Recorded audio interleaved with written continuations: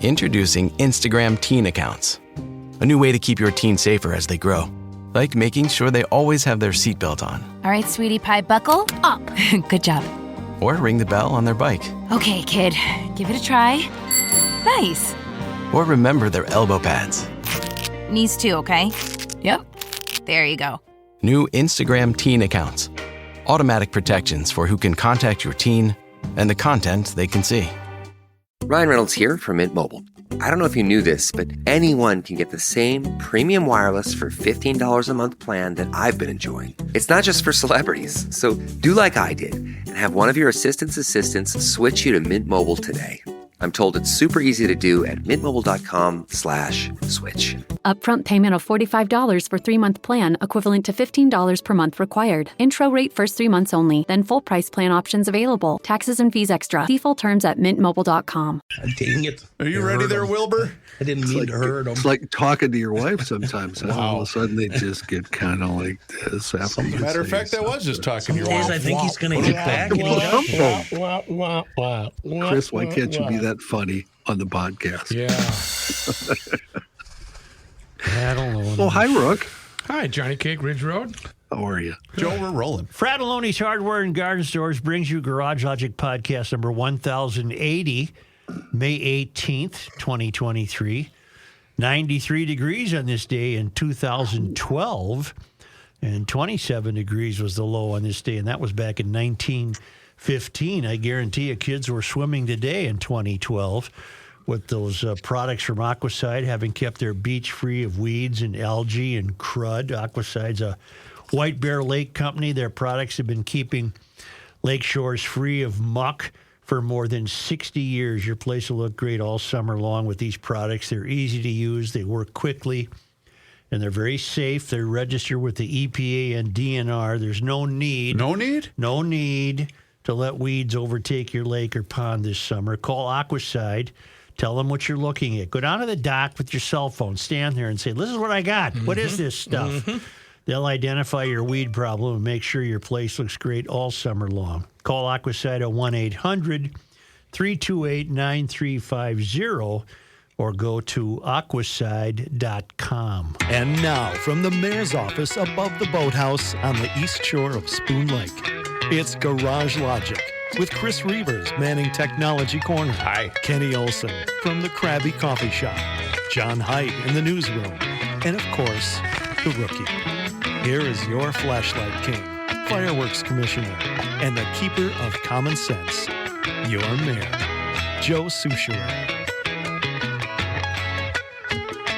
Remember the text I sent you this morning? No, you didn't send me a text. I thought I did.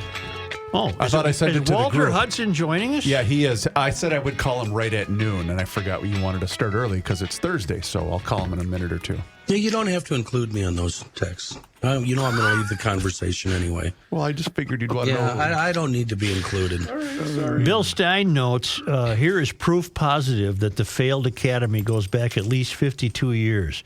Is rhubarb a legume? Joe Souchere on Monday Night Sports Talk, May 15th, 2023.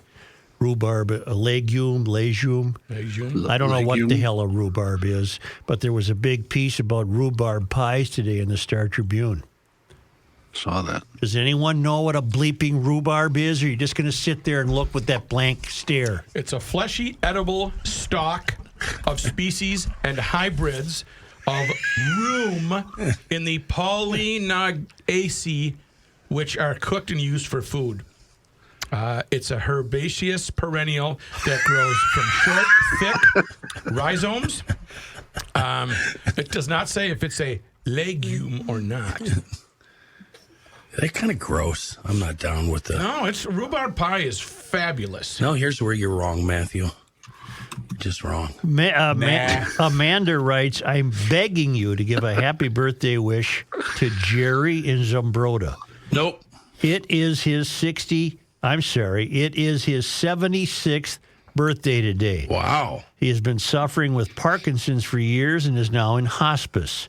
I'm a caregiver for him, and I can't tell you how thankful I am to see him smile, laugh, and comment on your show. This part confuses me. He waits all day for 2:10 p.m. That's probably when it posts. Oh, that's when Reavers drops it. Okay. Or lets it go. Or He wears releases it. proudly many of your T-shirts. A quick Updates. shout-out would make his day. Thanks for reading and begging to say happy birthday, Jerry. How old no, is he? Jerry. How we old don't is he? do that. Jerry, you know How better. old? We can't 76. shoot Oh, that's too We don't bad that do he's that. 76 because Yeah. we don't do Jerry, happy it's birthday, just- Jerry. Walter Yeah. Hudson. Hello, Walter. Hey, how are you? We've been waiting a long time to speak with you, and I'll ask you what we asked Harry Niska yesterday. What the hell is going on? Well, what's going on is you have a Democrat trifecta that is drunk with power. They understand how politics works. They understand that it's not about reason. It's not about debate. It's not about facts. It's not about truth. It's about who has the votes and the ability to do whatever you want with that power. And as Harry said when he was with you yesterday, they're rewarding their friends and punishing their enemies, and you're their enemy. Walter, you had an interesting video, and you broke it down segment by segment of Lee Finke speaking before the legislature. Do you want to tell us about that? Yeah, so Representative Lee Finke was the author of a bill called the Take Pride Act, which had the effect of striking language from law, which excluded the exact language, something like the physical or sexual attachment to a child by an adult as consideration of the sexual orientation. And that's raised some eyebrows because why would you want to do that? What possible purpose could you have? And no real good explanation has been given. The best summary of what the concern is that it creates a harmful trope, that's the term they're using, that somehow hurts LGBT people by implying that there's some connection between pedophilia and their sexual orientation. Now, the problems with that are, no, it doesn't. Like, it doesn't do that at all. If you actually look at the context of the language, it's a definition of sexual orientation. So, and you guys pointed this out yesterday. The definition of sexual orientation is an emotional, physical, or sexual attachment to a person. And last time I checked, person was inclusive of children. Like, children are people. Mm-hmm. So if you don't have that language, goes on to specify, hey, by the way, we're not talking about kids, then you're talking about kids. Mm-hmm. Will that language appear anywhere else? Well, that was the point of the Niska Amendment, was to put it into another subsection of the same chapter of law, and to call it, to specify that it's not going to be considered a protected class rather than sexual orientation. And that was an effort to kind of placate the queer caucus, which that's what they call themselves. It's not me calling them names. They call themselves the queer caucus. That was an effort to placate them and say, we're not going to use the sexual orientation language, but we're still going to protect kids. And 126-0, every representative that was on the floor that day and voted for that language, but then they turned around and changed their mind. They not only changed their mind in the conference committee, but they turned around on the House floor this past weekend and argued against their own vote, saying that we shouldn't have this language in law because it perpetuates this harmful trope, and it's somehow hurtful to the LGBT community to say we're not going to protect pedophiles. How do we even rank the ridiculousness of having to even discuss this? It's just amazing that this has to be an issue. Most rational, not most, all rational people would just assume this would never become an issue. Right. Well, and it's funny you should say that, because they are actually leaning into that as a defense of their own behavior. They're saying, why would we even need to specify this in law? Isn't it just common sense that we're not going to regard pedophilia as a protected class? Yeah, it's common sense, but here's the problem. When you're dealing with the law, common sense is not a legal precedent, all right? Mm-hmm. My kid is about to turn 15 years old. When he was born, we had a president who had campaigned on traditional marriage. That was 2008 Barack Obama. Mm-hmm. 14, 15 years later, we have a transgender state representative who passed, and had signed into law a bill which cancels the parental rights of citizens of the United States who live outside Minnesota so that their kids can be brought here and poisoned and mutilated in order to affirm a lie. Times have changed. You know, the idea of the slippery slope argument being a fallacy, no, it's an observation. We've seen it. In my child's lifetime, I have seen the slippery slope take effect. So these things matter. When you pull a guardrail out of the law that paves the way to some future court decision or legislative act that would recognize pedophilia as a protected class, you better believe that's what's coming down the line at some point, because this is what we have observed. First, they remove the guardrails, then they move forward with their agenda. Walter, what changed over the weekend? What made them change their minds, do the about face? What was the argument that was brought up to make all these Democrats turn around? I don't understand it. Well, sorry, you're breaking up a little bit there, but we can only speculate, right? Because as the minority, we're in the dark as much as you are. We're not included in these backroom discussions where they decide what they're going to do with the power that they have. But one can make certain assumptions, right? So like I said, the Niska Amendment passed 126-0, which indicates that that was the caucus's position. They agreed to that language and they would have been fine with it. One can speculate that the Queer Caucus objected in retrospect. They decided that that wasn't something that they wanted to go with. And by the way, that's a bicameral caucus. So it doesn't just include members of the House, it includes members of the Senate. And as you know, the Senate only has a one-member majority. Did it include any Democrats, the 126-0 vote? Oh, yeah. Oh, yeah. Okay. Every Democrat on the House floor voted for it. There might have been a couple who abstained. I don't have that off the top of my head. But my point here is that in the Senate, the Democrats have a one-member majority, and they have members of the Queer Caucus, including, I believe, Aaron May Quaid.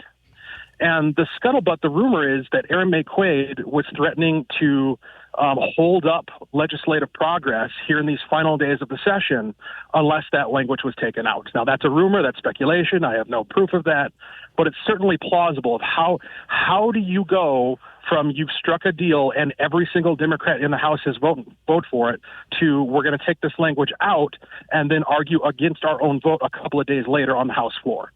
Yeah, indeed. Has the trifecta created a situation that will be impossible to correct?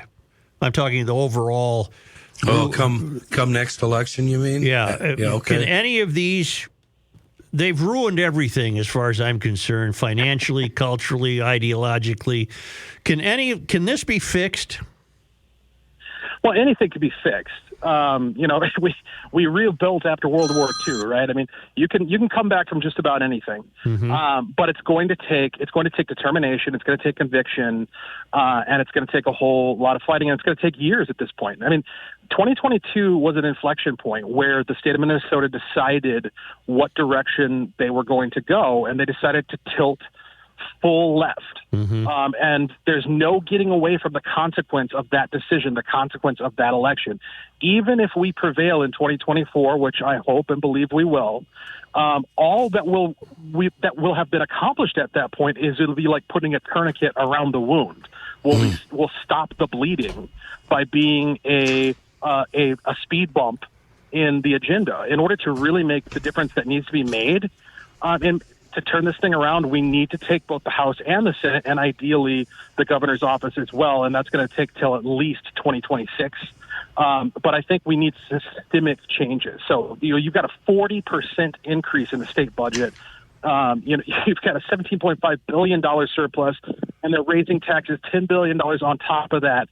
The only way you ever get that back under control, I believe, is through constitutional restraints.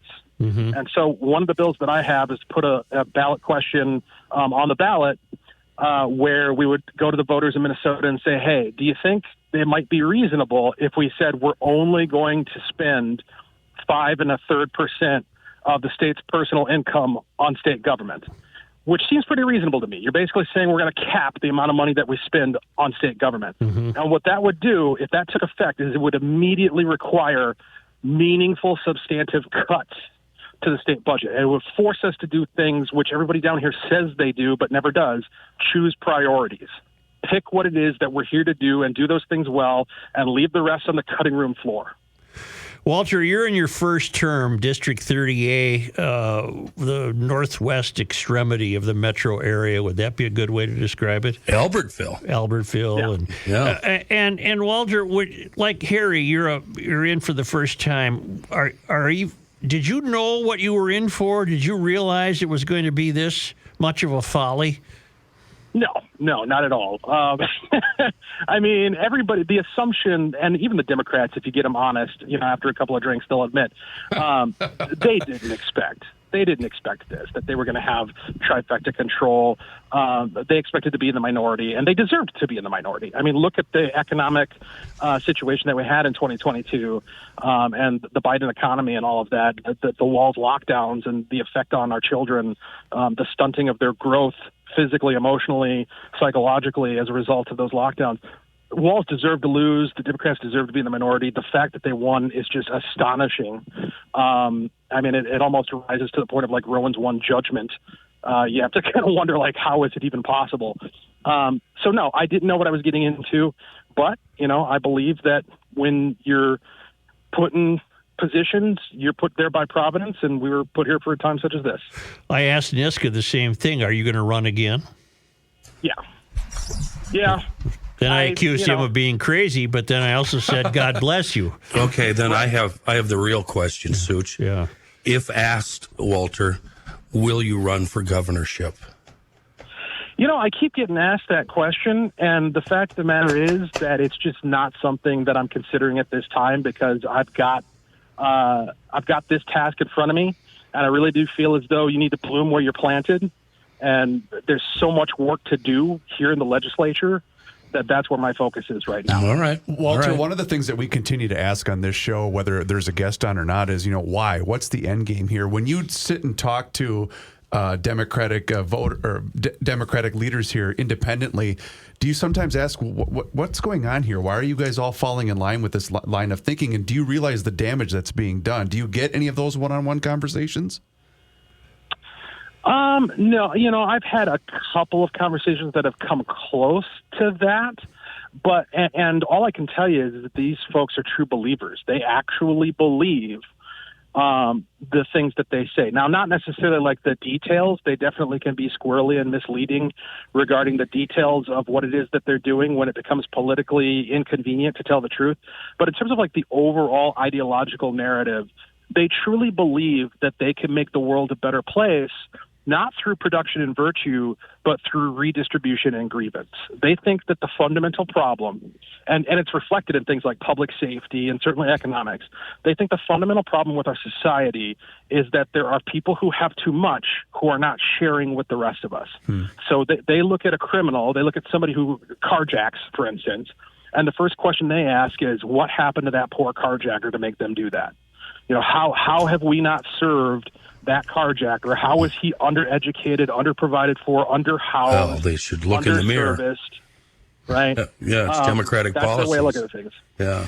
Boy, that makes me mad. If you look at it purely through an American lens, a traditional American lens, they're financially not only stupid, but terribly irresponsible. Yeah. You're creating a situation where it's going to be virtually impossible to continue to raise the amounts of money that are going to be required to sustain what they've created just in this session. You've squandered an $18 billion surplus that has to be replicated every 2 years now. Yeah, no, that's absolutely right. I mean, the state budget forecast going into this session before any of these crazy policies predicted that we were going to see flat revenue moving forward, meaning that it wasn't going to get any better than this. And yet, in spite of that, not only are they spending the nest egg that they have, most of which is one-time money, but they're increasing the budget by 40%. I mean, this would be like if you're living check to check on, let's say, a $40,000 income, and you've been spending all of your money. That's what check to check means. Mm-hmm. And then you decide to take on extra 40% more expenses going into the next year. Mm-hmm. It's entirely predictable what's going to happen. And yet you just move forward with it anyway because You think it life's makes you been feel good. unfair. Yeah. Yeah. What you said they get squirrely with the details because it could become politically inconvenient for them. What in God's name do you think are the details of this so-called bias registry? Yeah, so I think what that's all about, and if you have to really drill down, and we've done that in committee and we've done that on the House floor to get them to admit what it is that they're trying to do. They say that they're trying to stop hate. In fact, I think that's what the original bill is called, it the Stop Hate Bill. So that's their objective, which raises questions of like, what is hate and how are you going to stop it, and how does creating this registry accomplish that? And the closest thing to a detail you can get is they'll say, well, we just want to know what's going on. I mean, that's a direct quote off the floor. We just want to know what's going on. We want to be able to track trends. We want to be able to see where there's problems and hot spots. So all of that, to me, what that adds up to is something that looks like kind of a municipal social credit score, where instead of you wearing the scarlet letter that you're a racist, a bigot, a transphobe, whatever, we're going to put that letter on your entire community. We're going to say that, the city of such and such has been identified as a hotspot of hate. And where you go from there, who knows? Maybe they use that information to determine funding decisions as to where they're going to focus bonding money in the future or transportation funding. Maybe they use that in coupling with their equity statistical calculations of disparity to determine that a certain school district needs to be funded less than another due to social justice, to diversity, equity, and inclusion guidelines. I mean, the sky really is the limit, and that's the problem. It's kind of going back to the take pride in the pedophile language. When you don't put guardrails in the law to say this is what we're not doing and this is what you can't do, then it leaves things open for the government to do whatever it wants in the future. That's why we have a Bill of Rights, to stop that. Will you be done with this session tomorrow, do you think?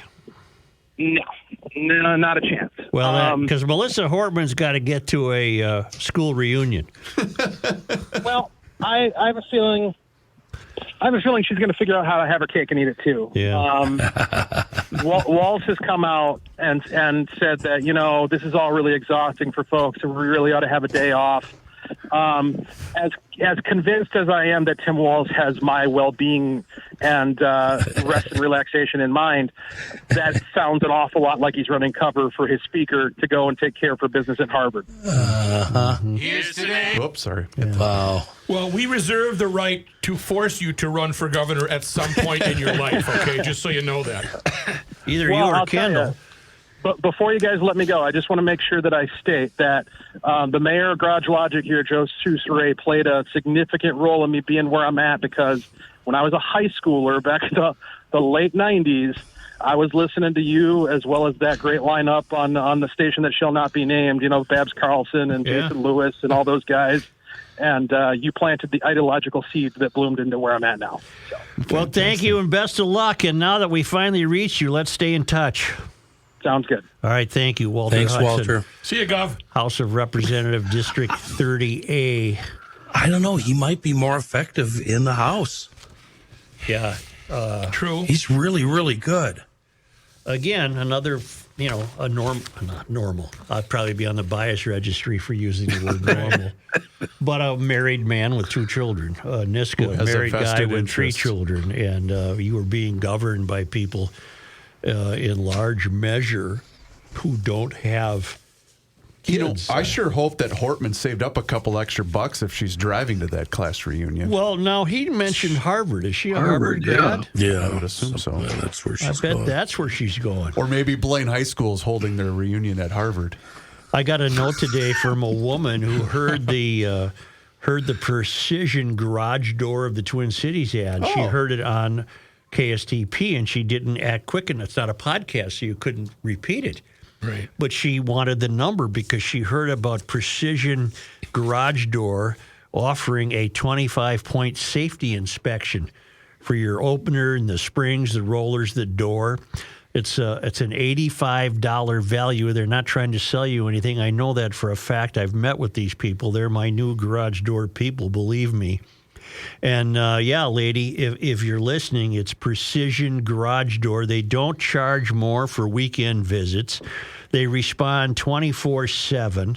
They want to fix it right the first time and leave you alone. They don't want to have to keep coming back. They'll replace your door if that's needed. They do anything involving the garage doors, and they fix it correctly. So consider them. Precision Garage Door, and that they got that annual. Make it an annual. I'm going to a 25-point safety inspection, because you know what's really bad? Going out there when it's 22 below. See you on and that. She's busted. Call the guys. You got to have them do that inspection. Go to precisiondoormn.com. That's precisiondoormn.com. Hey, GLers, it's Reavers here, and you've heard me talk about my relationship with Josh Arnold for quite some time now. And the reason I advocate that you give Josh a call is simple. Well, actually, it's two reasons: trust and results. Josh has seen it all when it comes to economic and market conditions. As he says, past results do not guarantee future returns. Well, that is true. Josh can make sure that your retirement objectives match your investments. And you can trust Josh to make sure that you are not paying more in fees than you are selling in returns. Yes, that is more common than you would think. So do yourself a favor by booking a 48-minute free consultation that has absolutely no obligation. Call Josh today at 952-925-5608. That number once again is 952-925-5608. You will be glad you did. Investment services offered by Josh Arnold Investment Consultant LLC, a security investment advisor. Past performance is no guarantee of future results. All investments involve risk. All comments and opinions are Josh Arnold's and do not constitute investment advice. Chris Reavers is a paid endorser. Here's a man who spends hours in hardware stores, sifting through the nuts and bolts of life. Joe Soucheray. Tri-State Bobcat in Little Canada, Hudson, Burnsville, and soon-to-be St. Croix Falls. They've got a couple of Toro Time Cutter zero-turn mowers on sale that you should check into. The Toro 54-incher, the Time Cutter, that's with the MyRide suspension, $48.99. Okay, right away we're going to slash $200 off of that. That's the Toro rebate. Then Tri-State comes in and says, nope, that's not good enough. Another $200 off. Final price, $42.99. Dang good price, dang good mower. Now listen to this one, the 50-inch Time Cutter, $38.99. Already a killer price, minus the $100 instant rebate for a final price of $37.99 leaves you waiting. I know what you're thinking. I want more, Kenny. Give me more. I'm going to give you more. That price includes for you a Tri-State Bobcat special 5-year warranty and Toro Total Care warranty extension of $460 value. And that Total Care coverage allows for pickup and delivery within 25 miles, and that's on riding products. And then up to a 30% reimbursement on covered maintenance items from Toro. So to sum it up, you're getting a pretty dang good deal from our folks at Tri-State. They've got the Metro covered, Burnsville, Little Canada, Hudson. Tri-State has Owatonna covered, Mankeys. And look for Tri-State Bobcat opening very soon on Highway 8 in St. Croix Falls. You can see everything they have at tristatebobcat.com. Never in my wildest dreams or imagination did I think that pedophilia would ever have to be a topic. And I'd like to try my best to have this be the last occasion of it being a topic. But I've got a note from Kendall in Duluth, who's a gay conservative. Okay. Who is pushing back. Oh, you must be lonely. Well, especially in Duluth. Yeah. In yesterday's podcast, you were wondering, what is the end game of the normalization of pedophilia, or if, in fact, normalization of pedophilia could be? I think I know. It robs children of their innocence, the innocence which encourages creativity, dreaming, the belief that they can accomplish anything. Pedophilia robs them of that sense of wonder and power that turns them instead into victims who are insecure and feel less than, thus easier to control by the new state and lull into complacency and dependence. Brainwashing. Don't think that Drag Queen Story Hour isn't intertwined in this insidious plot. Like most everything else the extreme left is doing, it undermines traditional family values. CRT attempts the same thing on the educational level. I know this sounds hyperbolic and conspiratorial, but in reality, what other explanation makes sense? Kendall in Duluth. That is really dark. Yeah. That's really dark. Got a good point, though. Well, on that, though, I mentioned this to you before the show, and I'm not kidding when I say this. Anything that these idiots come up with, I'm just automatically going to be against, and I don't know how you could think otherwise. How can you not be dark or have, you know what I mean? Did you guys, previously to this coming out, I don't know, a month or so ago, had you ever considered that the sex with a kid thing was a gay thing? No. Never I did once. not. I never put the two and two together, but now they have managed to do that. And they're just shooting themselves in the feet is what they're doing. The Star Tribune rushed to the defense of the DFL. Shocker. Of course. By claiming GOP lawmakers leveled a heavy accusation at the DFL majority during a public safety debate in recent days, accusing them of protecting pedophiles. Yeah. Okay. A disproportionate amount of debate in the House and Senate over the 500-plus page, $3.5 billion public safety bill focused on the removal of one sentence from the state's Human Rights Act. Sexual orientation does not include a physical or sexual attachment to children by an adult. So right off the bat, in the first two paragraphs of this Rochelle Olson piece in the Star Tribune, we're to understand that, come on, you people, this was one sentence. One sentence. What are you getting so riled up about? Then we get to Harry Niska of Ramsey, said some may now interpret the Human Rights Act to deem pedophilia as a protected class in Minnesota, which would protect them from being denied employment, housing, education, and more.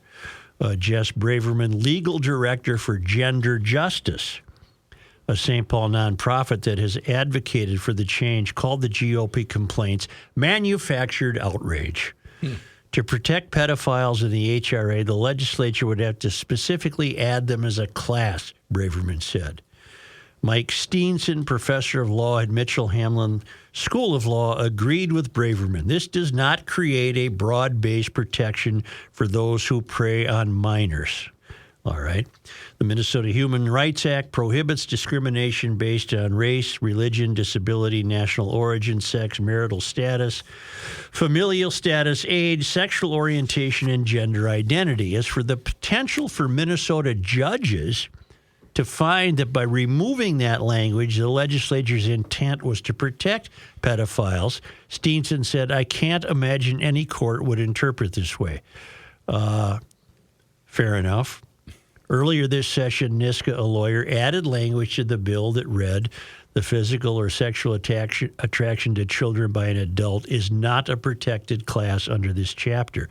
But that sentence was removed from the bill during House Senate Conference Committee negotiations that wasn't in the final version of the bill sent to Walz. Niska accused Democrats of putting politics ahead of kids and wearing ideological blinders instead of doing what's right. Braverman and Steenson noted that Minnesota statutes already criminalize adult sexual relationships with minors. Pedophilia falls into a number of categories of criminal conduct, and that's not changing, Braverman said. And Steenson said it was hard to envision a scenario in which an adult in a sexual relationship with a minor could make a claim of discrimination. I can't imagine what the argument would be if a pedophile walked into a restaurant with a 14-year-old partner and then was refused service, he said. Okay, I agree. Braverman, Steenson, I agree. I agree that that's true today. Okay. Today. That's true today. What happens tomorrow? I'll give you my speech. Okay. All right. I do believe that there could be the plausibility that the language was removed, and I'm really being charitable here. There is plausibility that the language was removed, or the advocates for its removal wished it to be removed because they thought it unfair to attach pedophilia to their gender issues. Do you follow that? Yes, in a weird way. They think, why are you including in this human rights paragraph the idea that pedophiles should not be a protected class. By extension, they might be saying, we agree with you that pedophiles shouldn't be at a protected class. Therefore, we think the language placing it with these other areas of protected class should not be there. All right? Okay. All right. But I said that's today. I mean, 10 years ago, did you think you'd have some burly guy with really bad pink hair wearing a frock and calling himself Lee Finke in the legislature? No way, Jose. Right. Well, No, just leading rock bands at that point. Right. Now, I sense. well, wait a minute now. Take Susan Kimberly. Mm-hmm. Susan Kimberly was at the forefront of this. However, 20 years ago, Susan right? Kimberly has done this with class and not tried to attract attention and try to make it a personal goal in her life to get in your face. Nor do I believe that Susan is a pedophile. Absolutely not. What I'm talking about is the trans, the switch over. The people that are switching over now are demanding attention and. I got you, Buckaroo. Okay. I got you, Buckaroo. Thanks, bud. I got your back. Got her. Figured it out. I without looking for it, I came across two stories today that reinforce my belief that as a movement, there are proponents of the idea intending to normalize pedophilia. I will not say that your current legislators in Minnesota intend to do that. I'm not saying Lee Finke intends to do that. I am saying that given the explosion of genders, for example, LGBTQI plus 3, Right. 4, 5, 6, that which we never thought we'd see 20 years ago, Right. 10 years ago. I do believe, as dreadful as it may be, that in order to justify this peculiarity, there would be a segment of the gender, I'll call them the gender confused community, who would wish to see pedophilia normalized. Now, without looking today, I stumbled across a couple of pieces that help corroborate my intuition. Okay. Here's a piece out of Washington. It was published in the Washington Post, the Daily Mail, numerous sites in the Seattle area. A Washington official blew up at a fellow board member who objected to a sex offender joining their committee, saying she was glad the convicted pedophile was nominated for the role. Shani Colston, the co-chair for the King County Regional Homelessness Authority Continuum of Care Advisory. Boy, that's a title. Wow. That card is full. Presided over a Zoom call on May 3 where the group voted to approve prospective board members. Excuse me. Perfect health. Well, I got run out of air there on that job title. Yes, sir. Prospective board members, including 38-year-old Thomas Whitaker-Raven Crowfoot. Christina Sawicki, a board member and sexual assault survivor, raised concern with Whitaker's nomination as she has had experience with him in the past. We have a code of ethics on this board, and Thomas Whitaker-Raven Crowfoot is a sex offender, repeat sex offender, and I've had a bad experience with him, Sawicki, a military veteran, said. Colston defended Whitaker while condemning Sawicki during a tense and fiery outburst in front of the group. We can't disclose these people's personal business here. Although that's public disclosure, we have no right to out anybody in this space, Colston said. That's just not okay. I won't stand for that as a co-chair. We're not here to discover people's backgrounds. Just think of the implications of that statement. And I'm actually glad that this is the case that he's here, because sex offenders are another population that are most vulnerable and don't have housing. Wow. People do change. Children do learn. Children do learn. In 2012, Whitaker was convicted of communicating with a minor for immoral purposes, according to the Kings County Sheriff's Office. He was also convicted of harboring a minor, a 13-year-old who he had a sexual relationship with, and was charged with raping a minor in 2010. Whoa. Sawicki later alleged Whitaker touched me and said she would not be able to attend any board meetings if he were in attendance. Other board members interjected in the tense exchange between Sawicki and Colston, suggesting the former, meaning Sawicki, needs to take this to the police. This is not the forum. As the co-chair, I'm telling you that you cannot talk like that in this meeting. I will not have that here. If anyone wants to talk like that, you will be muted, bias registry, and removed from this board meeting, Colston said. This is about equity. Okay, folks, I'm just telling you what I find.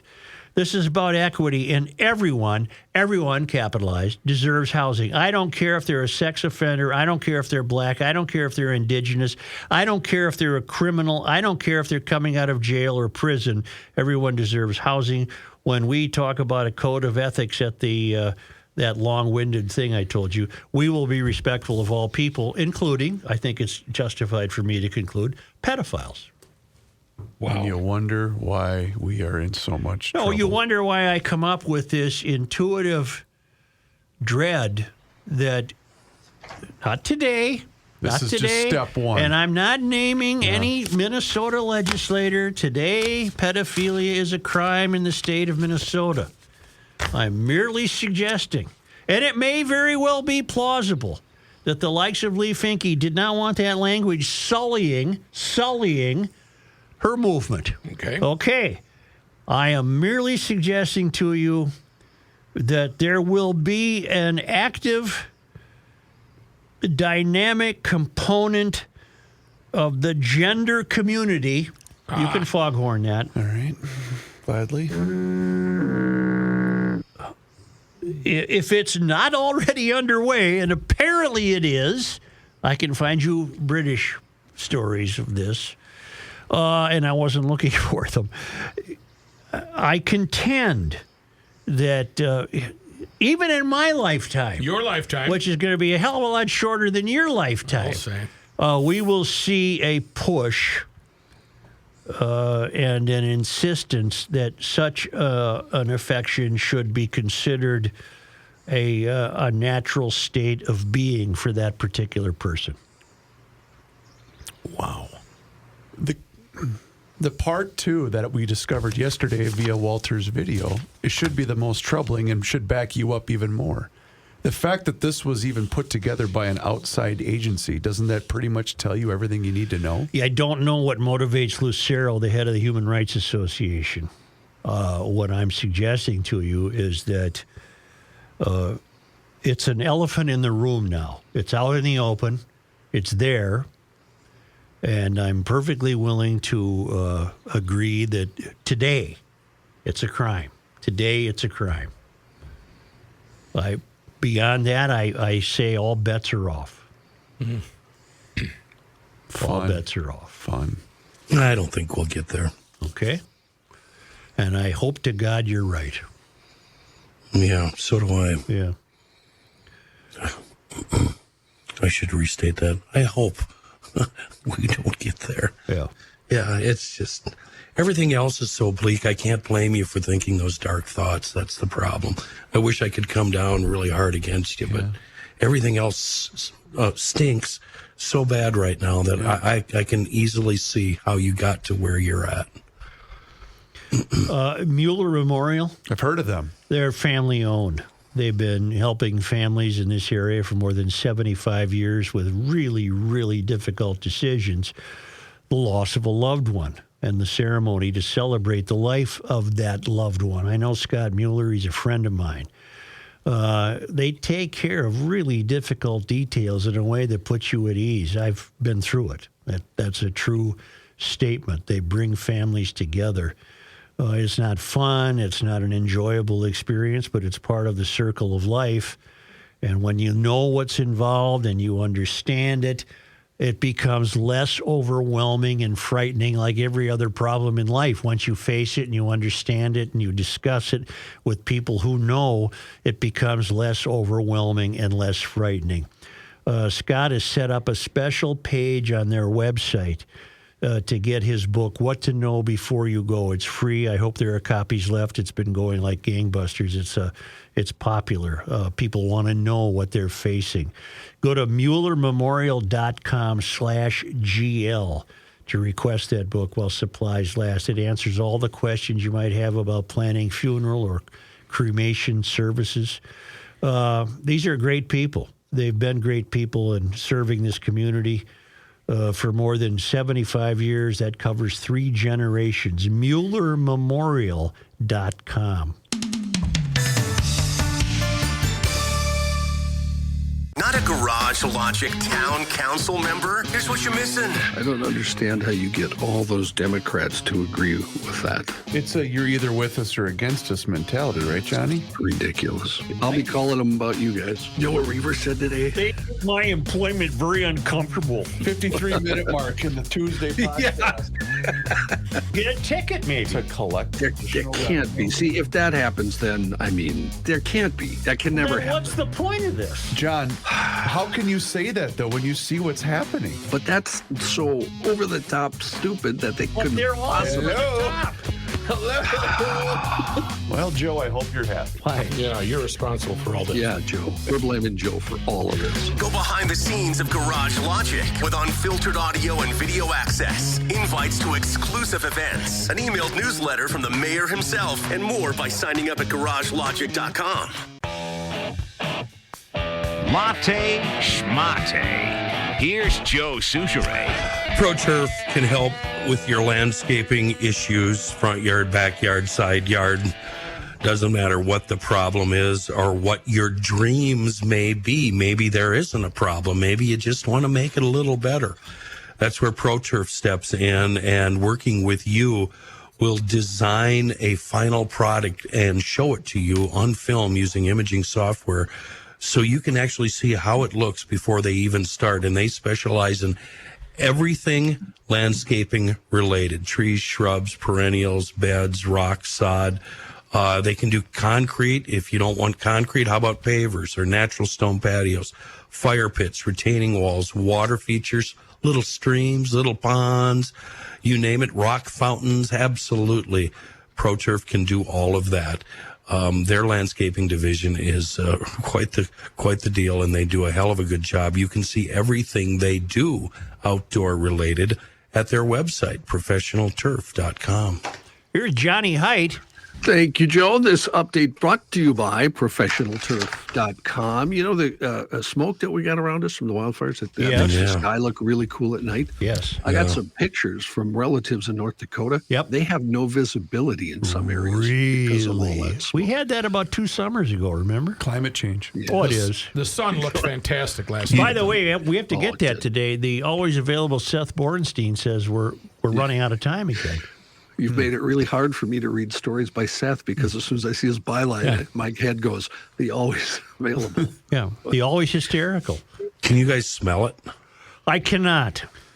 I couldn't either, no. Yeah, you can smell it here. In news, Minnesota Legislature trying to wrap things up. Well, on last night, committee members reached a deal on a proposed tax bill. It includes rebate checks for Minnesotans, although those checks are less than the initial ideas. No, we were lied to? 75 cents. You know what it is? It's an insult. Yeah. $1.25 and a couple of Snicker bars. You got a family of 5? That ain't going to cover a grocery store trip. Read that tweet that you retweeted. Thank you very much, Kenny. Thank you very much. Somebody named Andrew Wagner, he's the executive director of the Minnesota House GOP, retweeted a Governor Tim Walz tweet from November 4th, 2022. I don't know if you guys know, but that was right before the election. Millionaires like Scott and Matt don't understand that working Minnesotans need $2,000 checks in their pockets.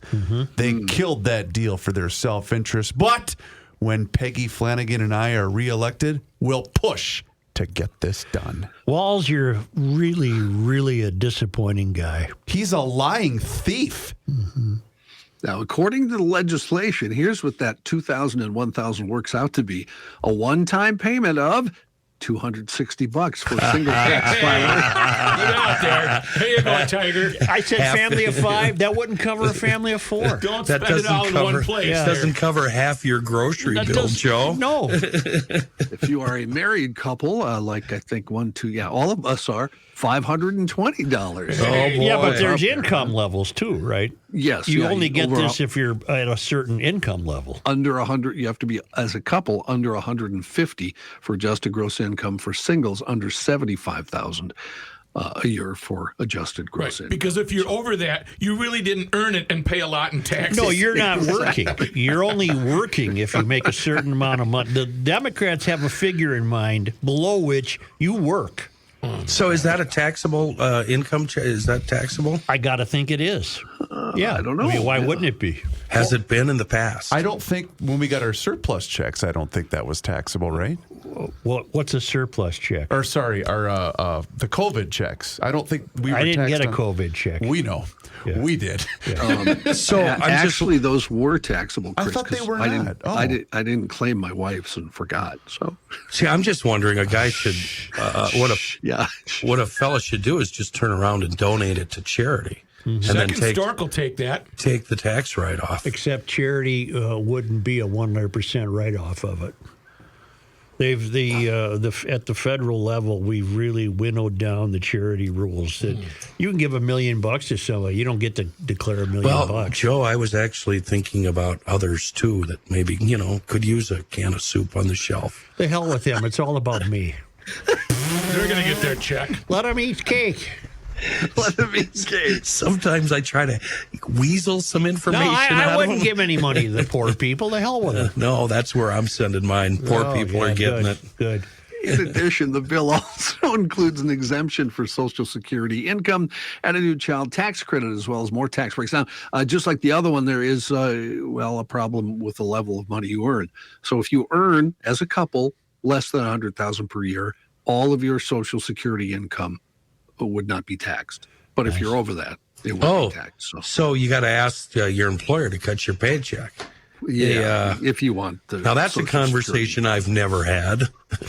My favorite is still a guy I gave some dough to at the stop sign, and I always try to get a conversation or get the name, and he said, I'm from Duluth. I said, why'd you move here? He says, the climate. Little love bump. Is that the same one that said you thought you looked like Jack Nicholson? That's a different guy. I give him a lot of money. First time I heard that joke. That's funny. None of this is finalized yet. The legislature. Why don't you turn his microphone off? Why don't you go comb that tobacco stains out of your beard, you roadkill piece of dung? Wow. The bill still has to pass the House and Senate before it would make its way to the governor's desk. I win. Speaking of the governor, he weighed in on two other hot topics. Topics?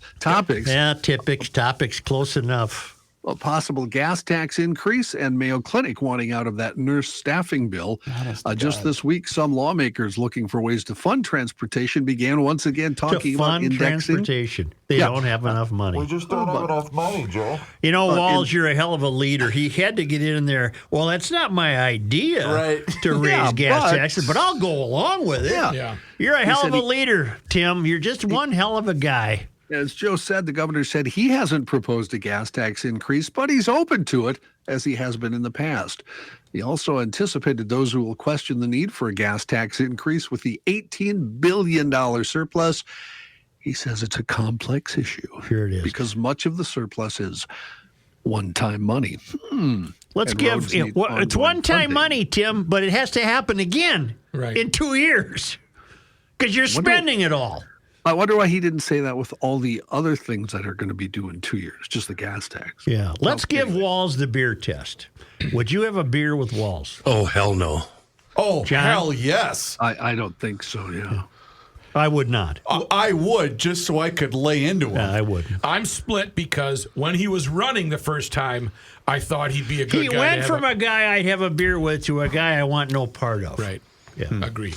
Matt, you don't count. You'd belly up to the bar with Satan if you thought it could get you somewhere. Yeah, if I can get any kind of endorsement out of it. Especially if it was free. Right. Hey, you buying there, Gov? Okay, let's go. Devil, what you got? You're not getting any of this cherry pie. Give me that snow cone. Wait, I thought it was what kind of pie was he eating?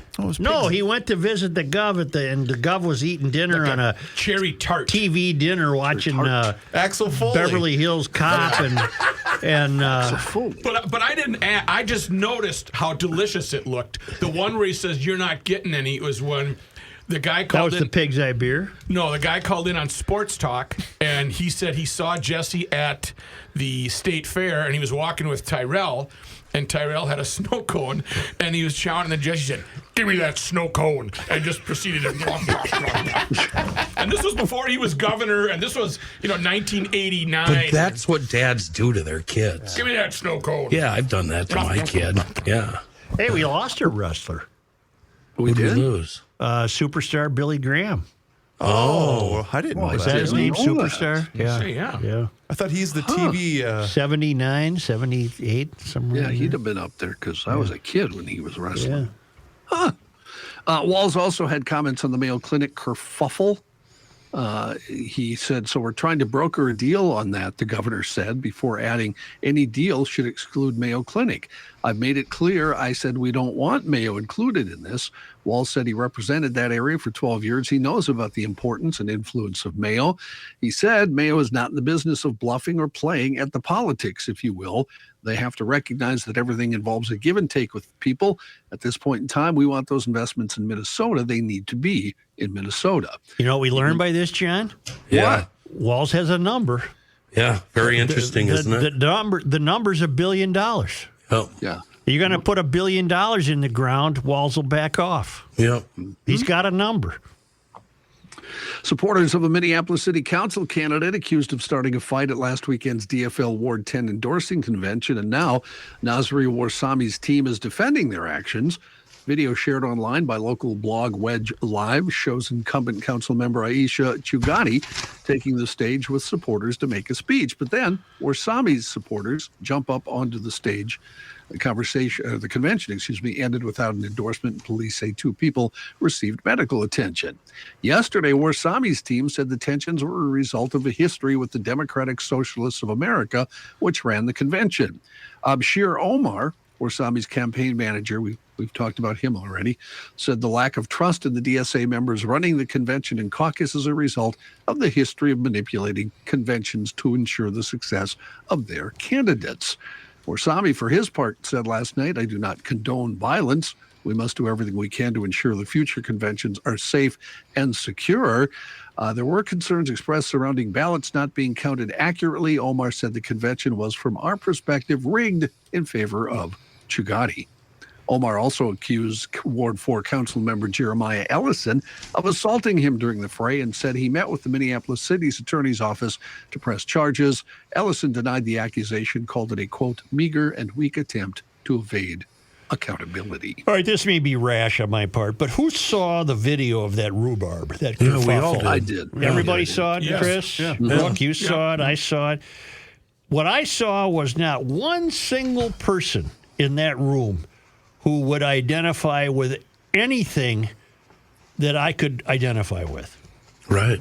I didn't see one single person in that room who had the good fortune and health of a family of 5 who work, pay taxes, send their kids to school.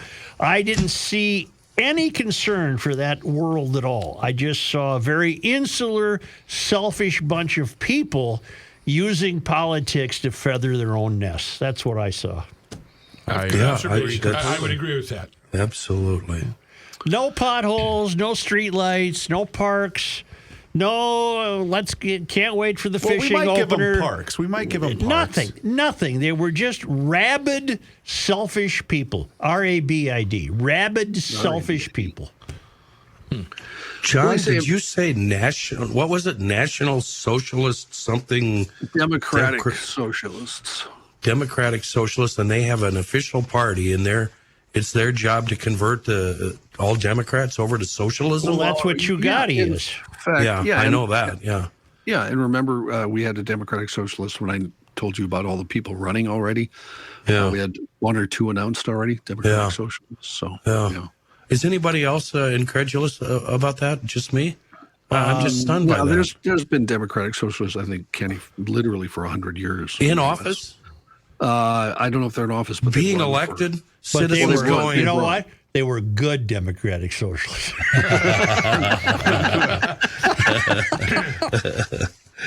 Wait. John, you didn't include this quote from Governor Walz in the gas tax that I'm seeing right now, courtesy of Alpha News?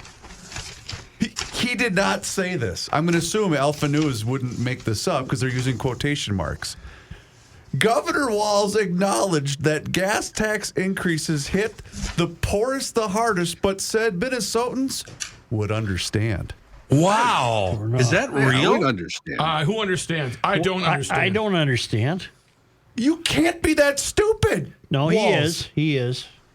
I can't believe how he spiraled down in my estimation. I just can't believe it. I had no idea. He didn't back up his words. He wasn't telling the truth, and he's caved in.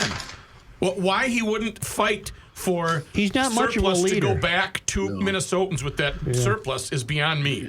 You know, I think Walter Hudson said power drunk. Right. I thought that was a perfect description, and I think perhaps Tim is, I even cut him slack. You guys gave me grief for it. Remember, sure I did. cut him slack during the early stages of the pandemic. He didn't ask for it. I went on and on. I was really man, am I stupid? I was duped too. I thought That's it was okay. wishy-washy teacher. We understand. Do you understand? No, I don't understand, and I don't forgive you for it. Do you know how much we pay in taxes when we go to the pump per gallon? You can tell me.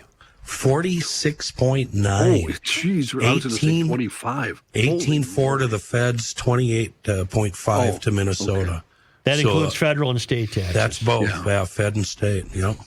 Wow. That is an amazing quote, Chris. I want to hear it one more time. I'm reading it again to make sure, because sometimes I don't pay attention. You must have said it wrong. It was in the story. Chris is actually correct. I did see it in the story. Well, John, you don't have to say it like that. You don't have to say Chris is actually correct. That sounds a little condescending. GLers, I will include this Alpha News story in the Garage Logic show page. He acknowledged that gas tax increases hit the poorest the hardest, but said Minnesotans would understand. But he might as well have said, but they're not eating anyway, so they're damn near going to die anyway, so what the hell? But go ahead, Kenny. They hate the people that they say they're protecting. Yep. They hate them. They're keeping them in their place. And I mentioned this to Joe earlier, but think about UPS. Think about all of these places that rely on, you've already got the delivery fee increase that they're going to charge. And now you're putting so many places out of business because of decisions like this. And when gas prices get really high, Joe has an argument that I really hate, but he's right.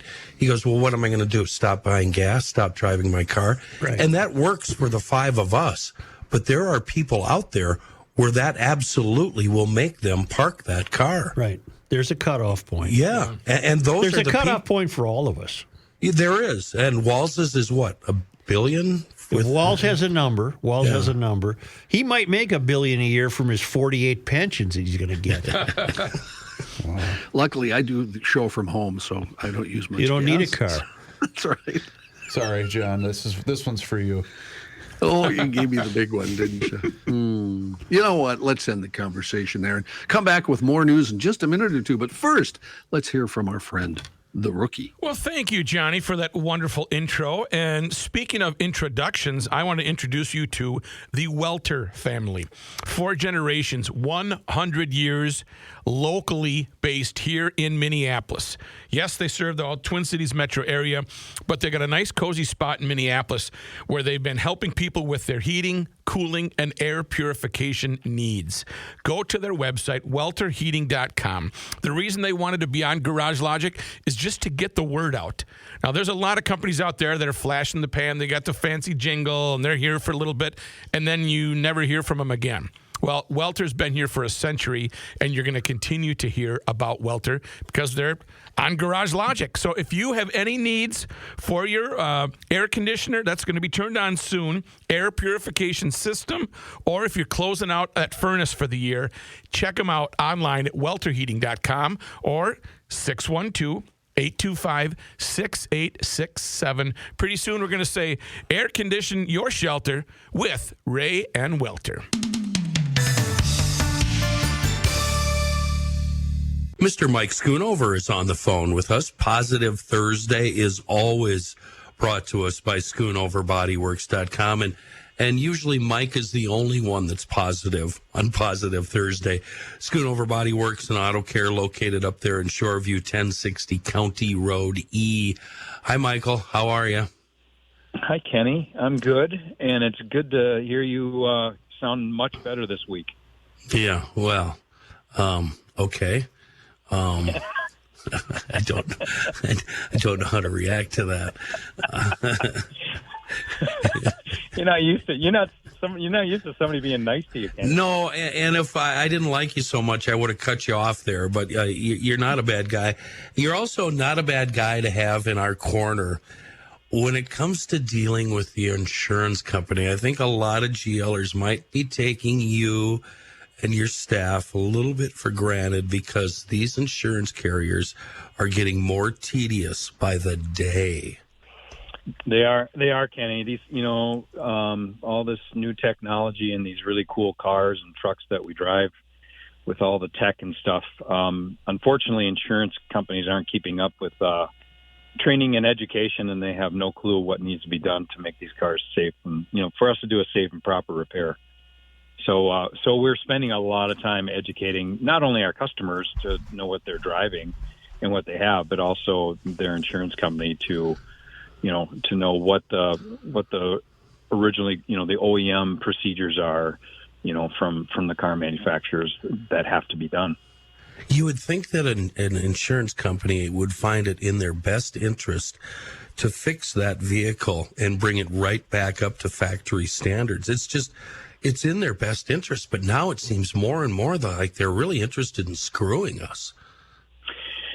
Yeah, and again, that might be misinformation. It might be them not having the information that's needed. And then, unfortunately, Kenny, there's research that has been done that of the repairs that are done, only 20% of the cars that are being repaired are getting proper calibrations done, proper scanning procedures done, that type of thing. So that's not good.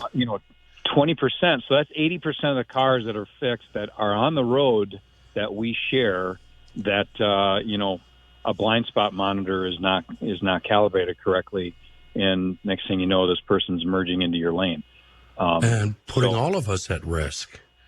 Absolutely. So we'll just keep on educating everybody and making people aware, and GLers, when they have a wreck for the GLers that don't come to us, and those who are in other states and away from our market area, have them, you should bring that up to your insurance company and just say, hey, I want to make sure that my car is going to be calibrated correctly, that it's going to be safe, and that I know that my car knows where it's at on the road, and that it's going to avoid a collision like it's supposed to. Are insurance adjusters, are they making a comeback, or are they a thing of the past? It depends on the company. Some companies are getting back to, people, feet on the street type thing, and others are still utilizing the electronic information, which is fine. But it just depends on which company it is and which claims adjuster you get. So every company is different, and it just depends if you get a really good claims adjuster, or if you get one that's not so hot. Well, Michael, thank you for everything you do for us. Thank you for dealing with those insurance companies. I know in my case, I probably take you for granted because I don't have to talk to those people at all. They make me crazy, and you do all that dirty work for us. GLers, pretty much anything you need related to auto repair, You can find it right there in Shoreview, Schoonover Body Works and Auto Care. It's our official body shop here at Garage Logic, always rated as one of the top shops in the metro area. Find them on the web, schoonoverbodyworks.com. I'll take it then. No. Truth, justice, and the Souchere. You know, they don't have Pixie Sticks or Lick-A-Maid. But if you go to 30 Bales restaurant there in downtown Hopkins, you know what they do have? Craft cocktails, a scratch kitchen that a lot of you GLers are familiar with. And Todd wanted me to personally thank all of the GLers that have stopped in both on Mother's Day and since their return here to the Garage Logic podcast. So go online, 30bales.com, and you can place your online order. It's super easy. And you call, and the food's ready by the time you get there. It's fantastic. Their lunch operation takes place from 11 to 3, happy hour 3 to 5, and that brunch that is outstanding is Saturday and Sunday from 10 a.m. to 2 p.m. Check out their entire menu. It's fantastic. You can also see all the craft cocktails that they have to offer. They have a lunch menu also that's different from the regular menu. So go online, place your order, let Todd and the entire crew at 30 Bales know that you heard about them here on the Garage Logic podcast. Thank you, Mr. Reavers. In other news, Air Force officials caught Airman Jack Teixeira. Remember him? He's the guy they accused of leaking government secrets. Yes. Well, it turns out they knew he was looking at them 2 months at least before they ended up arresting him, but didn't stop him. On 2 occasions in September and October 2022, Airman Teixeira's superiors in the Massachusetts Air National Guard admonished him after reports he had taken concerning actions while handling classified information, including taking classified materials with him, writing things down, and sticking them in his pocket. Teixeira, who until March shared secrets with online friends from around the world on Discord, a social media platform, was instructed to no longer take notes in any form on classified intelligence information. An investigation revealed that Airman Teixeira was fixated on weapons, mass shootings, and shadowy conspiracy theories. Even as he relished the respectability and access to intelligence he gained through his clearance, he was filled with contempt about the government, accusing the U.S. of a host of secret nefarious activities, making biological and chemical weapons in Ukrainian labs, creating the Islamic State, and orchestrating mass shootings, according to his beliefs. President Biden would expand his 2020 margin of victory over former President Trump if a rematch were held today, according to a new poll. It's the WPA Intelligence Survey of 1,571 registered voters. It found that the 80-year-old Biden leads 76-year-old Trump 47 to 40%. By comparison, Biden defeated Trump by 4.5 percentage points back in the 2020 election. The poll, which has a margin of error of plus or minus 2.5%, conducted between May 10th and 13th, also showed independent voters backed Biden by a large margin, 14 percentage points. The poll also showed Democrats leading generic down-ballot races 47 to 42%. And despite the grim reading for Trump supporters, the poll also shows Biden remains vulnerable to defeat next year, with well over 50% seeing Biden in unfavorable views. Can I tell you something? Please. Yes, sir. This rhubarb in New York featuring Harry and Meghan, claiming that they almost suffered catastrophic problems. What's your gut say? I'm not buying a word of it. Not one word. First of all, I know they're idiots and they're frauds. Mm-hmm. But are they that stupid that they're going to claim that they were racing around for 2.5 hours in New York to avoid having their picture taken? The only reason they exist is to have their picture taken. Right. And so I don't buy it. I'm not believing one word of it. We don't know it's that. a big, we don't know that. Harry and Meghan, they have an office, you know. Their office said in a statement that they had multiple near collisions as they were trying to avoid the paparazzi. You know what? Why don't you phony stop, have your picture taken, and then go home? 2.5 hours. I don't believe it. I don't believe it. Trying to tug at the heartstrings of his mom's. Yep, exactly. Yeah. There's not one bit of that, I believe. So there. That just You really start off with 2 words. Made in America. That's right. There we go. You really hate her, don't you? Yeah, she's evil. She's bad. She's a gold digger. Joe, is she a hag? She's the Yoko Ono of the Beatles. Would you call her a hag? What? That made no sense. Is she a wench? I think Yoko Ono is the Yoko Ono. I'll go of the wench. Beatles. I'll go wench. Witch. Wench. Yeah. Evil. Succubus. You call her a succubus? Yeah. I'd go there. Yeah. Okay. Yeah. Montana has become the first state to sign into. I guess John wanted us to be done with this. I was really enjoying that. To sign into law legislation banning TikTok from operating within their borders. Republican Governor Greg Gianforte signing Senate Bill 419 into law yesterday. It'll go into effect January 1, 2024. In a press release, Gianforte said he signed the bill to protect Montana's personal, private, and sensitive data from being gathered by China. The federal government and state agencies in Montana already banned TikTok on government devices. This goes further and says TikTok may not operate within the territorial jurisdiction of Montana. Once the law goes into effect, the Montana Department of Justice will be able to fine app stores or ByteDance, TikTok's parent company, $10,000 for each discrete violation and $10,000 for each day that a violation continues. The law only impacts the distribution of the app. It does not have any penalties for TikTok users. Huge news in the TV industry being reported by the Wall Street Journal. ESPN is laying the groundwork to sell its channel directly to cable cord cutters as a subscription-only streaming service in coming years, according to people familiar with the matter. That, of course, could have implications for that company and the broader television business, especially cable television. TV executives for years have said it was inevitable that ESPN would one day be available as a standalone streaming service. Now, as consumers cut the cable TV cord, the company is preparing for that shift under a project with the internal code name Flagship. ESPN would continue to offer the TV channel after launching a streaming option. Still, the change could have a major impact on cable TV and satellite, since ESPN is one of the main attractions of most cable and satellite packages. ESPN has begun securing flexibility in deals with cable providers to offer the channel directly to consumers. The financial terms of those deals, not yet. Okay. I know I'm ripe for ridicule here, but I brought this up. Well, I'm puzzled by the term streaming. In all seriousness, sir. What does that mean? On your television, you would get the. Let's say this went into effect. You would get the ESPN app.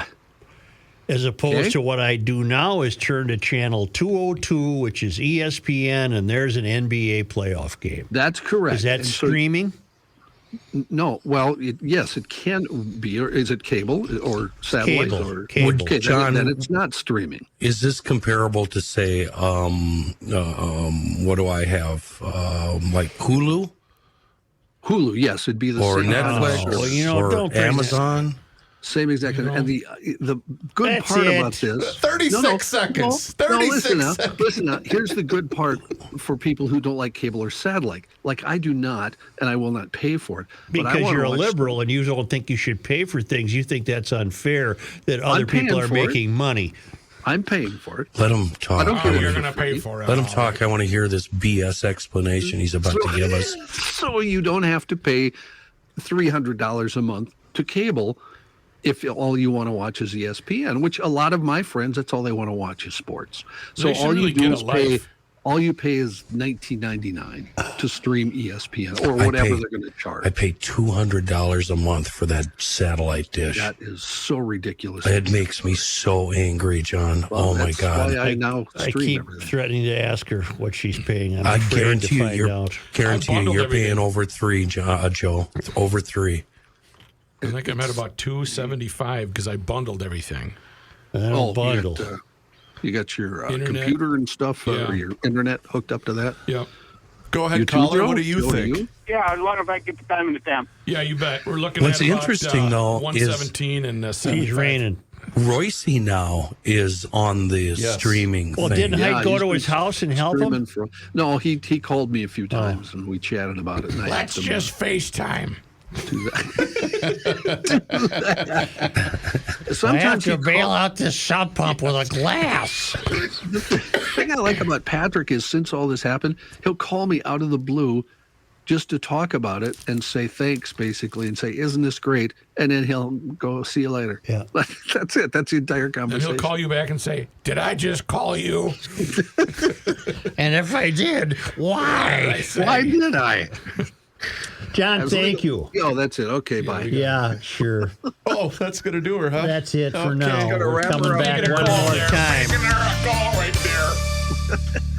K&L Surplus and Ammo is your one-stop shop for all firearms-related products for over 25 years. Why? Pricing. K&L Surplus and Ammo offers some of the best prices in the region. You might find a good sale at a big box store, but K&L always has great pricing. And unlike a lot of other stores, K&L always includes tax in the listed price. K&L Surplus and Ammo is veteran-owned and offers first responder and veteran discounts. K&L is also committed to safety and a licensed FFL retailer. Find out for yourself why K&L Surplus and Ammo has been the choice of gun owners for over 25 years. klgunstore.com.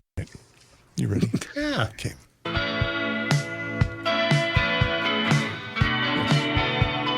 Flashlight, check. Tool belt, check. Attitude, check. He's going in. Joe Souchere. It's so easy. Help your engine run better and last longer with Seafoam motor treatment. Seafoam cleans that harmful gum and varnish from the entire fuel system. Safe and easy to use in all kinds of cars, trucks, machinery. Just pour it in your fuel tank and let it go to work. Here's what I love, though. Seafoam also works great in oil. Heavy oil residue and deposits form naturally over time. It can restrict that oil flow. You drop some Seafoam in that. You do it where you fill the oil. Just put some in there. It reliquefies these residues and deposits. And then when you change the oil, boom, drains away. It's all gone. Nice and clean crankcase waiting for you. Pick up a can anywhere. Automotive products are sold. Auto parts stores, retailers, the Knack hardware store, farm stores, ice cream shops. I don't care. You'll find it everywhere. A local company with a global reach and truly a wonderful product in a world of bad gas, Seafoam. Have you seen the photographs or the video of the teenagers sitting outside the car, sitting on the windowsill, shooting at the school? Yep. Yeah. Shooting at a school in North Minneapolis. That's fun. It's okay. They're not to blame that they were in a Kia. It's the car's fault. They stole a Kia, so the car was firing those shots. Well, and the Kia and the gun, of course. Yeah, It's they the found firearms 3 fault. guns. They arrested 3 teens. I'm sure they're back on the street by now. If they just would have done a background check when they picked those up from the straw buyer, this wouldn't have happened. That's right. And Chief Brian O'Hara says the reckless and violent behavior being undertaken by juveniles in stolen Kia and Hyundai vehicles is an emergency. These juveniles are a danger to themselves and to anyone who happens to be around them. For the past year, they have been allowed to continue to wreak havoc in our neighborhoods with no recourse and no consequences. We cannot continue to tolerate this behavior. Good luck, Chief. You're going to have to continue to tolerate it because we are led by people who don't think this is a problem. Unreal. So they're apparently were just shooting at the school. Why not? And the cops were chasing them. Then the cops stopped chasing them because they got near a school bus that was letting kids out. So the cops backed off, then picked them up again. And only because they come to us. Wait a minute. Aren't you going to mention anything that the world is going to cease to exist by 2028? Oh, that's right. The always available Seth Bornstein has a piece on the front page of today's Star Tribune. There's a 2 out of 3 chance that the world will temporarily hit a key warming limit within the next 5 years, according to the UN. But it likely would be fleeting and less worrisome flirtation with the internationally agreed upon temperature threshold. I don't want to even read this. I read it this morning and said, I'm not going to make this a topic. These people are so full of BS. It's El Nino. El Nino's going to swing through, raise the natural. temperature up. Yes, exactly. Only because they come to us all the way. But interesting to note, they placed that on the front page like it was actual news. Right. The Pioneer Press at least had it on about page 5 or 6. Only because they come to us all the way from the traveling Lymans in Fernandina, the Villages, Florida, worldwidewaftage.com. Yeah. On this day, Joe, today is May 18th. in 1905, What happened? I remember this from previous years of doing this day in history. Okay. 5 doctors at St. Paul's Anchor Hospital strike. They went on strike to protest the tyrannical ways of the hospital director, Dr. Arthur Anchor, who had suspended Dr. William Frost on an unsubstantiated grounds. The striking doctors were later dishonorably discharged from their duties. On May 15, 1923, Anchor died of a heart attack while screaming at 2 surgeons he accused of not properly washing their hands. Oh, okay. I'm the only one on this staff who has actually been treated at Anchor Hospital. Wow. Still existed when I was a kid. You know where it was? No. Down off 7th Street between 7th and Shepherd Road. Down past the brewery. Down in there. That building's probably gone then, right? No, parts of it, I think, are some home or something. On this day in 1931... Joe, today is May 18th. Minneapolis-born aviator Charles Speed Holman was killed during an air show in Omaha. He was a pioneer of aviation. Best known aerial stunt was looping, and he had won the U.S. Air Speed Trials in 1930. At his funeral, 4 109th Air Squadron planes flew in the first recorded missing man formation, with a vacant spot reserved in Holman's memory. Holman Field in downtown St. Paul is named for him. Got it. I believe it was Speed who flew under the High Bridge. That was one of his stunts. Speed Holman flew under the High Bridge, if I'm not mistaken. And he lived to tell about it, but he did not survive that air show. That's a tough one. In Omaha. Thank you, G. Ellers. You're missing one. Want to feel old? Johnny, you'll love this one. 25 years ago today. 25 years. David Wells' perfect game against the Twins. That would have been 1998. 20. You sure? Because I watched the Yankee broadcast 2 days ago, and they said it was 25 years ago. I thought it was. I always thought it was May 18th. Okay. Either way, today, it was 25 years ago. It's May of Dang whatever. it, I forgot. Today, Stacy alerted me to this, the GL geologist. This is the anniversary of Mount St. Helens erupting. Wow. That's Now, just right, think of that in terms of the hysterians. Look how nature handled that and repaired itself. You're right. It survived. Boom. And it was an eruption that man could not have brought about, that man could not cause.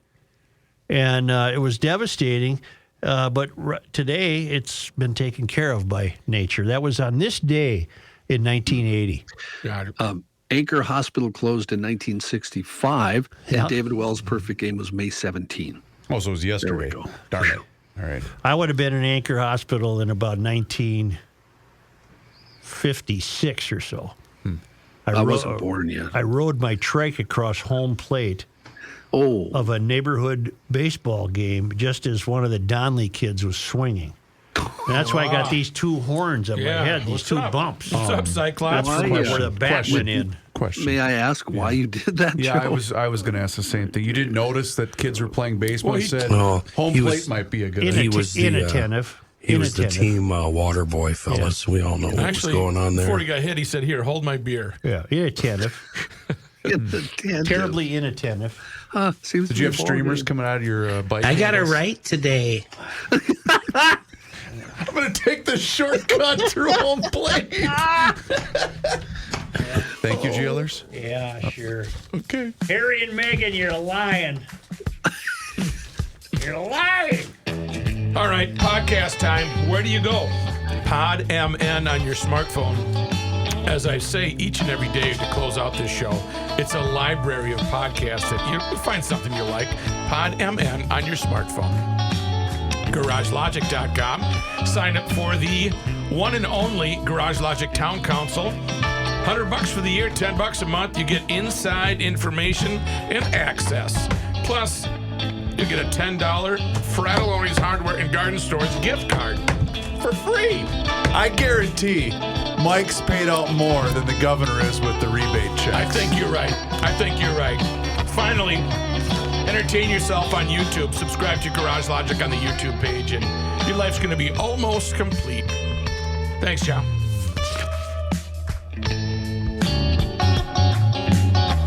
It is time once again that we pick up that phone and we make that call to our guy. Josh Arnold, Mr. Money Talk, is with us once again, and now's the time for you to do the same. So do not delay. Pick up that phone and do what I did. Dial 952-925-5608. That number once again is 952-925-5608. You call that number, you get Josh, and you will always get Street Talk. You will never get sugar-coated advice, and Mr. Money Talk is on the line with us once again. And Josh, so much to discuss today, but for you, it's all about the chips. Definitely, Chris. It's all about the chip. Chips are in, and not just Frito-Lay from Pepsi, although Pepsi has been a very good place to be in this market environment. Pepsi continued to report good numbers on the backs of not only more soda sales, orange juice sales, but also more chip sales from their Fritos corn chip division, which is the largest salted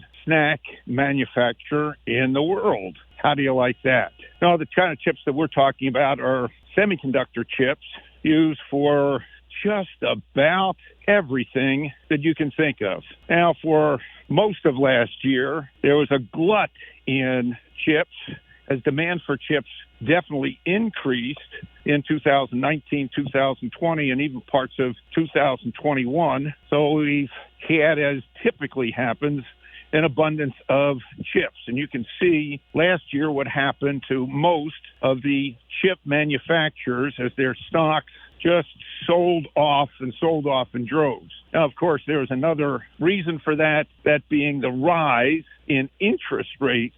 And typically, as interest rates rise, technology companies who bet on future earnings see their stocks fall. The chip companies seem to have bottomed out. Demand is starting to increase again, and the oversupply has been kind of run off. Not to mention, of course, there's the demand for specialty chips for artificial intelligence. The leader there being NVIDIA. NVIDIA reports their earnings next week, and that stock is approaching its old high. So NVIDIA has had a huge turnaround. Part has to do with the desire for their high-performance chips for artificial intelligence and the continued partners with other companies that are developing uses for artificial intelligence. Then we have Microsoft cutting a deal to develop artificial intelligence chips with advanced micro devices. Their stock has